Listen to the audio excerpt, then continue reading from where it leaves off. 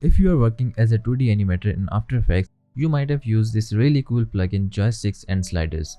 Well, if you haven't, I would recommend you to try Joysticks and Sliders for cool 2D character animations. But whenever you reinstall your software, you might get this error where you put the keys but you can't see any animation or movement in the composition. Well, there is a simple solution for that. Now, as you can see, I have already saved this project and I used Joysticks and Sliders plugin on it. But when I move on the timeline, I can't see any animation. To solve this, I am going to open File menu and select Project Settings. In Project Settings, we have some different options. I am going to open Expressions tab. As you can see, the expression engine is set to JavaScript.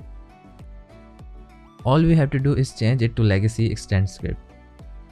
Press OK and see, now we have the animation back in the composition. I have set every type of controller for facial features, so I can create any kind of expression that I want in 2D.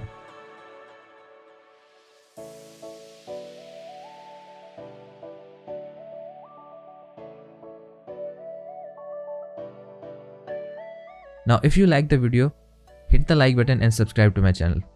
See you next time.